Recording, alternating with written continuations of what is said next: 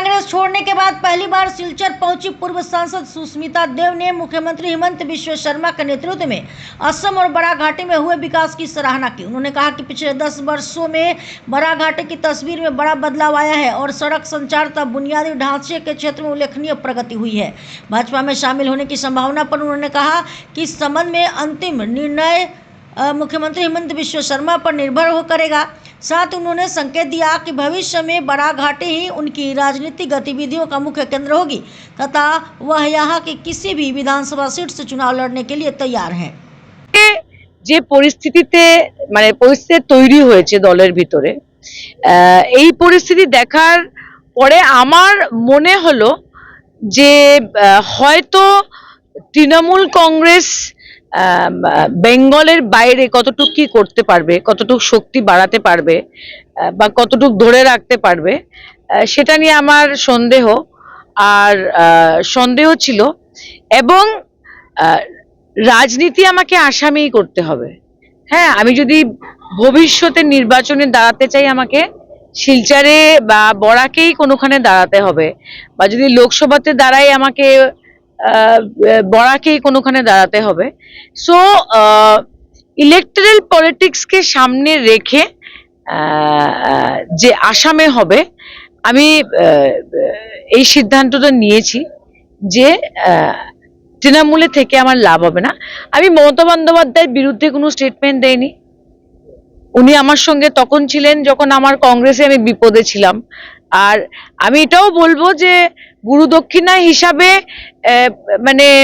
রিপুন বোরা যখন প্রেসিডেন্ট ছিল, যে পজিশনে কংগ্রেস ছিল, তৃণমূল ছিল, এর থেকে বেটার পজিশনে আমি মমতা বন্দ্যোপাধ্যায়ের দলকে আসামে নিয়ে এসেছি শেরমান আলী জিতার পরে। খাতাটা খুলেছি। তো আমার কোনো কি বলবো, মাই কনসিয়েন্স ইজ ক্লিয়ার। এখন প্রশ্নটা হলো নেক্সট স্টেপ কি। এখন নেক্সট স্টেপ কির মধ্যে এইবার শুধু পশ্চিমবঙ্গের বিধানসভা নির্বাচনের রেজাল্টের কথা বললে হবে না, পাশাপাশি আমরা আসাম রাজ্যের রেজাল্টটাও দেখতে পেরেছি। আমার মনে হয় না, আমি ভুল হলে আমাকে আপনারা কারেক্ট করবেন, যে 102টা সিট নিয়ে কোনোদিন কেউ সরকার করেছে আসামে। এখন প্রশ্নটা হলো শুধু 102টা সিট না, আপনারা শুধু বরাকে না, আপার আসাম যেখানে ইচ্ছা, মিডিল আসাম, আপনারা মার্জিনটা দেখবেন।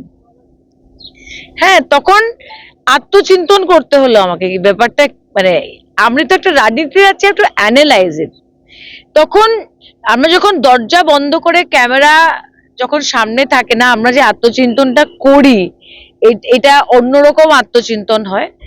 আর আমি একটা ছোট্ট উদাহরণ দিচ্ছি যে বরাকের ইনফ্রাস্ট্রাকচারের যে পরিস্থিতি ছিল, আমরা তরুণ গগৈ সরকার দেখেছি, আমরা হেতেশ্বর সাইকার সরকার দেখেছি, আমার প্রয়াত বাবা সন্তোষ মোহন দেব সেন্ট্রাল মিনিস্টার ছিলেন, সিআরএফ এর 63 crores এনেছিলেন, কত চেষ্টা করেছিলেন।